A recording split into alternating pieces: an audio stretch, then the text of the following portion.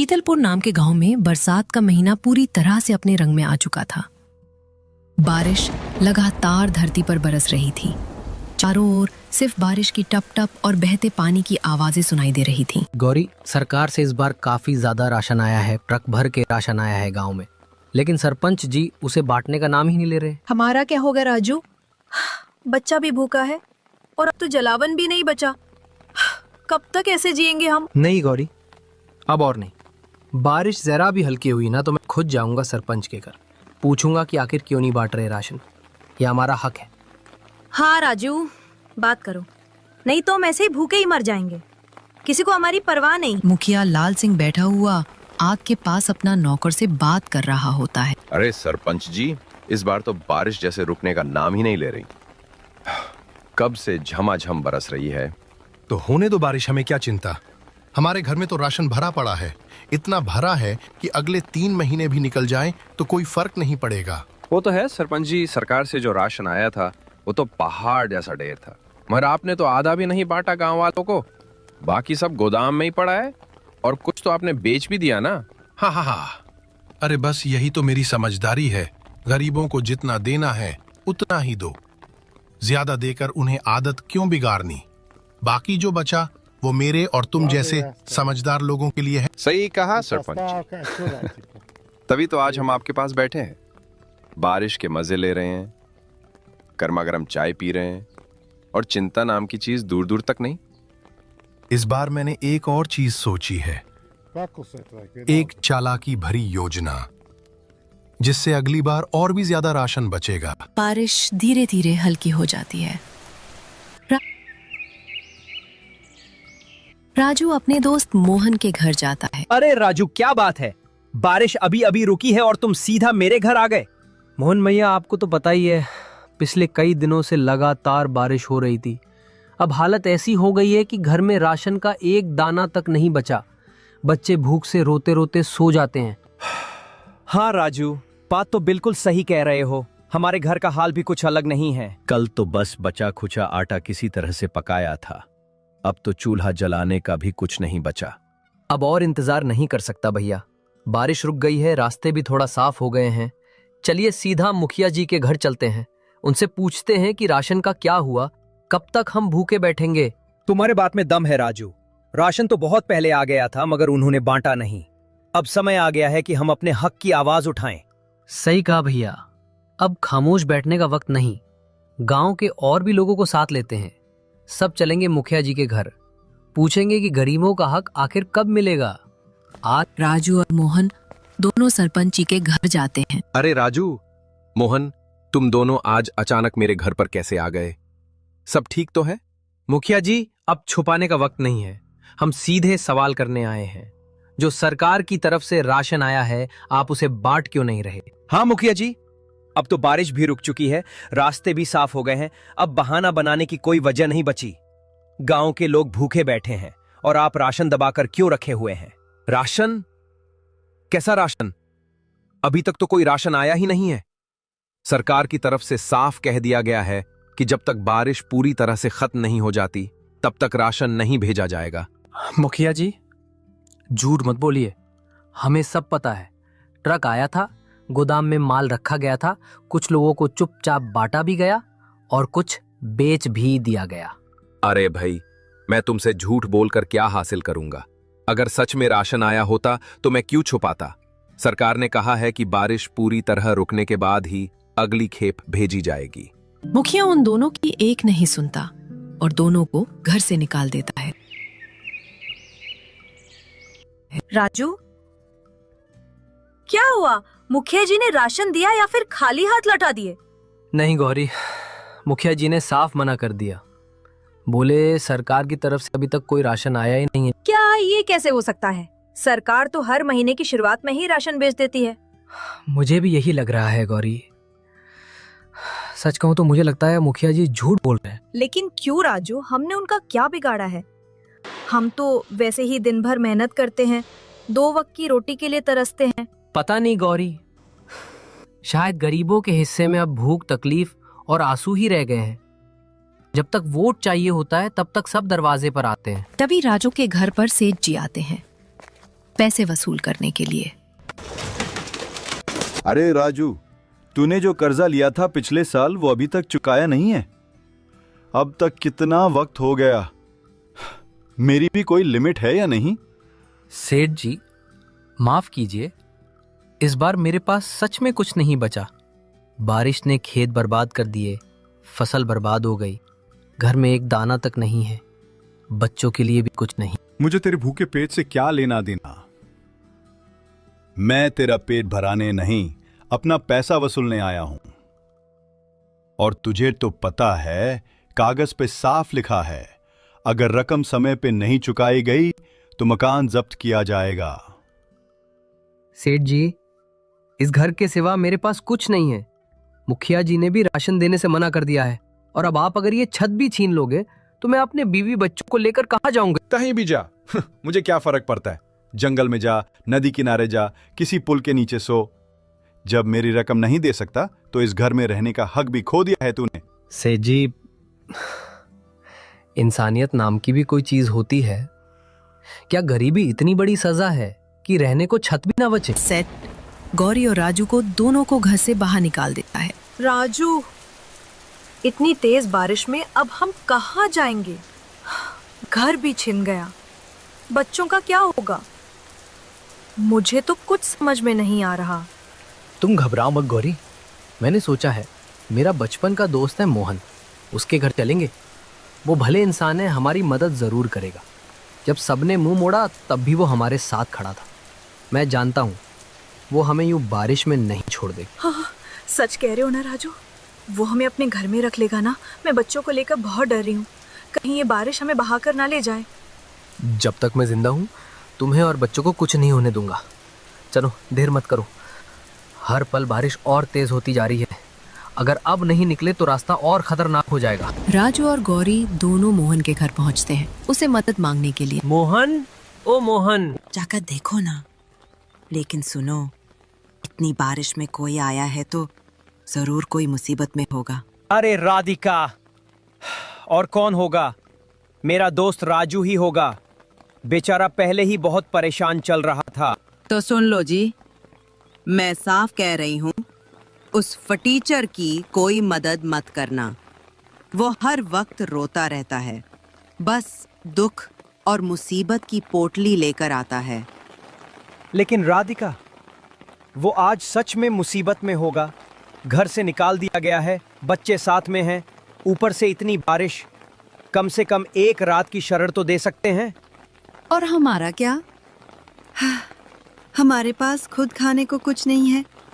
इस बार तो मुखिया जी ने हमें भी राशन नहीं दिया। तुम्हें लगता है कि हम किसी और का बोझ उठा सकते हैं? राधिका, वो मेरा बचपन का दोस्त है। जब मैं बीमार पड़ा था तो वही सबसे पहले दौड़कर आया था। आज जब उसे जरूरत है तो क्या हम... सुनो, आज मैं किसी बहस के मूड में नहीं हूँ। तुम साफ साफ मना कर देना कि हमारे पास न जगह है न खाना, वो कहीं और चला जाए। फर्मली, ठीक है? मोहन अपने घर के बाहर आता है। अरे भाई मोहन, मैं बहुत परेशान हूँ। घर से निकाल दिया गया है, ऊपर से बारिश। क्या तुम मुझे अपने घर में कुछ दिन के लिए पनाह दे सकते हो? राजू भाई, माफ करना, मेरे घर में सच में बिल्कुल भी जगह नहीं है। राधिका की मायके वाले यहाँ रहने आए हुए हैं, हर कोना भरा पड़ा है। ये क्या कह रहा है मोहन? मैंने तेरा हर बुरे वक्त में साथ दिया है। तू जब बीमार पड़ा था मैं दिन रात तेरे साथ रहा, तेरे लिए दवा लाया, खाना बनाया। आज जब मुझे जरूरत है तू मुंह मोड़ रहा है। राजू, तू जो कह रहा है वो बिल्कुल सच है और मुझे इसका अफसोस भी है। लेकिन सच ये भी है कि मेरे हाथ में कुछ नहीं है इस वक्त। घर छोटा है, मेहमान पहले से ही हैं, सोने की जगह है न बैठने की। अगर मेरे बस में होता तो मैं तुझे जरूर रखता। मतलब अब मेरे लिए कोई जगह नहीं बची, न दुनिया में न अपनों के दिल में। राजू, मैं तेरा दर्द समझता हूँ, लेकिन इस हालात में मैं कुछ नहीं कर सकता। बारिश तेज होती जा रही है, तू कहीं और कोशिश कर, शायद कोई और मदद कर दे। इतना बोलकर मोहन अपने घर चला जाता है और राजू जंगल की ओर आ जाता है। जंगल में जाते ही राजू को कुछ समझ नहीं आता। बारिश तेज होती रहती है। है ऊपर वाला, अब तो तू ही कुछ मदद कर सकता है। बारिश तेज होती जा रही है और मेरे बच्चे बीमार होकर मर जाएगी, तू ही हमारी कुछ मदद कर। तभी उसे पेड़ में से एक आवाज आती है। राजू सोनू, हैरान मत हो, मैं कोई साधारण पेड़ नहीं हूँ, मैं एक इच्छाधारी पेड़ हूँ। मुझे वरदान प्राप्त है कि मैं सोच सकता हूँ, बोल सकता हूँ और जरूरतमंदों की मदद कर सकता हूँ। इच्छाधारी पेड़? ऐसा मैंने केवल कहानियों में सुना था, मगर आप सच में बोल रहे हैं? हाँ सोनू, और मेरी यही इच्छा है कि मैं तुम दोनों की मदद करूं। तुम थक चुके हो, डरे हुए हो, लेकिन अब डरने की कोई जरूरत नहीं है। तो क्या हम सच में आपके अंदर रह सकते हैं? शांत बिल्कुल राजू, मैं तुम्हें अपने अंदर एक ऐसी जगह दूंगा जहां तुम आराम से सुरक्षित रह सकोगे, बाहर की दुनिया से छिपकर, आराम से। ठंडी हवा, मीठी खुशबू और सुकून, ये सब तुम्हें मेरे अंदर मिलेगा। राहत भरी सांस लेते हुए, आपने तो हमारी जान ही बचा ली। सच कहूं, मुझे अब फिर से जीने की उम्मीद मिल गई है। तभी गांव में बारिश और भी तेज हो जाती है और बिजली की कड़कड़ाहट से पूरा गांव थर्रा उठता है। तेज हवाओं के साथ पानी ऐसी बौछार बनकर गिरता है और पाल पर सभी लोग इकट्ठे होते हैं। अरे बेटा, ये बारिश तो रुकने का नाम ही नहीं ले रही। ऐसा लग रहा है जैसे आसमान खुद हमारे गांव से नाराज हो गया। सच कह रहे हो चाचा, खेतों में तो पानी इतना भर गया है कि अब फसल बचने का कोई आसरा नहीं है। हमारे घरों में भी पानी घुस चुका है। अगर यूं ही बारिश चलती रही तो हम सबका सब कुछ बर्बाद हो जाएगा। बिल्कुल, और मैं तो कहता हूँ कि अब हमें गांव में नहीं रहना चाहिए। ये जगह अब रहने लायक नहीं रही। क्या कह रहे हो चाचा? अगर हम गांव नहीं रहेंगे तो फिर कहाँ जाएंगे? हमारा तो सब कुछ यहीं है, घर, जमीन, मंदिर, लोग। देखो मोहन, बात समझने की कोशिश करो। इस समय हमारी जान की कीमत सबसे ज्यादा है। खेत, घर सब बाद में देखा जाएगा। अगर हम जिंदा रहे तो दोबारा मेहनत करके सब बना लेंगे, लेकिन अगर यहीं फंसे रह गए तो कुछ नहीं बचेगा। चाचा ठीक कह रहे हैं। मैंने अभी अभी स्कूल की बिल्डिंग देखी है, छत गिर चुकी है, दीवारों में दरारें आ गई हैं, राशन की दुकान में पानी भर गया है, और वैसे भी मुखिया जी अब कुछ बांट नहीं रहे। उन्होंने साफ मना कर दिया कि अब जो बचा है वो सिर्फ खास लोगों को मिलेगा। मुखिया जी को तो शर्म आनी चाहिए। जब जरूरत थी तब वो कहाँ है? बच्चों को दूध तक नहीं मिल रहा और वो आराम से अपने घर में बंद हैं। इसलिए तो कह रहा हूं बेटा, हमें अब कोई और रास्ता ढूंढना होगा। मेरा मानना है कि अगर हम जंगल की ओर चले जाएं तो वहां कुछ ऊंची जमीन मिल जाएगी। वहां कम से कम बारिश का पानी नहीं भरेगा और पेड़ों की छांव भी होगी। कुछ दिन वही रहेंगे, जब बारिश थमेगी तो वापस लौट आएंगे। सभी गांव वाले जंगल की ओर जाने लगते हैं। जंगल में जाते ही उन्हें राजू का पेड़ वाला घर दिखता है। सभी उसे देखकर हैरान हो जाते हैं। सभी राजू बाहर आता है। अरे चाचा जी, मोहन, आप इस घने जंगल में और इस छोटे से पेड़ के नीचे क्या करने आवे? इतनी बारिश में यहाँ तक पहुँचना आसान नहीं था। सब खैरियत तो है ना? राजू बेटा, हमें माफ कर देना, पर गांव जैसे तबाही की चपेट में आ गया है। बारिश थमने का नाम नहीं ले रही। किसी की छत उड़ गई, किसी का घर बह गया। हमारे पास अब ना कोई रास्ता बचा, ना कोई सहारा। बस यही सोचकर तुम्हारे पास चले आए कि शायद तुम इस पेड़ के नीचे हमें थोड़ी सी जगह दे दो। अरे चाचा जी, आप तो मेरे बड़े हैं। मेरी जगह पे आपका हक सबसे पहले है। मैं आपको जगह क्यों नहीं दूंगा? ये पेड़, ये छाँव, ये झोपड़ी, सब कुछ आपका ही तो है। आइए, अंदर आइए। जब तक मेरा दम है आप सब इस पेड़ के नीचे महफूज रहेंगे। राजू बेटा, तेरा बहुत बहुत धन्यवाद। तेरी ये झोपड़ी आज हमारे लिए किसी मंदिर से कम नहीं है। यहाँ सब कुछ है, छत है, दीवार है, बरसात से बचाव है।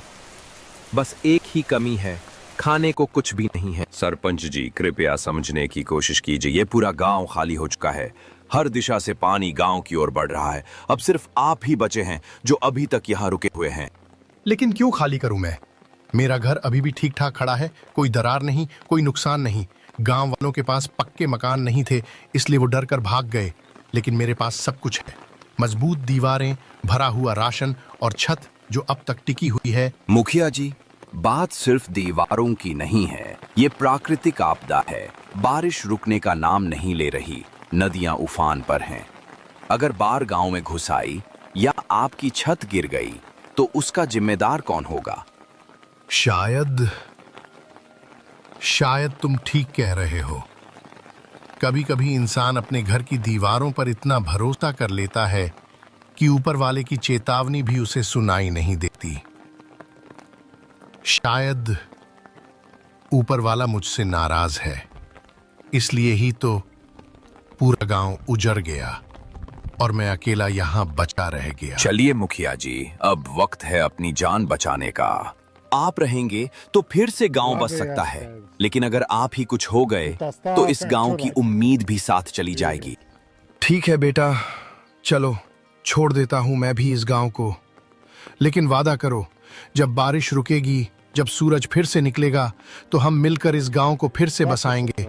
एक एक ईंट जोड़कर एक एक सपना फिर से सजाएंगे। मुखिया सारा राशन बैलगाड़ी में रखकर जंगल की ओर चला जाता है।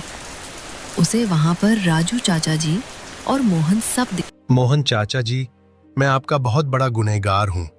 जो कुछ भी हुआ उसके लिए मुझे माफ कर दीजिए। बेटा, हमें तुमसे कोई शिकायत नहीं है। ये जंगल सबका है, तुम भी हमारे जैसे इंसान हो। यहाँ रहने का तुम्हें भी पूरा हक है। चाचा जी, हम सब भूखे हैं, यहाँ खाने को कुछ नहीं है।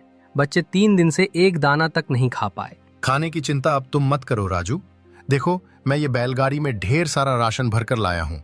चावल, दाल, आटा, नमक, जो भी चाहिए सब है। इतना सारा राशन लेकिन कैसे? सरकार से राशन आया था, लेकिन मैं तुमसे वो बात छुपा गया। मुझे डर था कि तुम वापस आ जाओगे तो सब बदल जाएगा, लेकिन अब मुझे अपनी गलती का एहसास हो गया है। हम मुखिया जी, आपने इतना बड़ा धोखा किया, फिर भी मैं आपको दोष नहीं देता। शायद मेरी ही कोई कमी रही होगी। नहीं राजू, ऐसा मत कहो। तुमने आज मेरी आंखें खोल दी हैं। अब ये जमीन सिर्फ मेरी नहीं, सबकी है। हम तुम्हें जरूर जगह देंगे। जब गांव के सभी लोग उस एक ठोकर खाए हुए इंसान को अकेला छोड़ देते हैं और वो मजबूरी में पेड़ पर रहने लगता है, तब ये हमें एक बहुत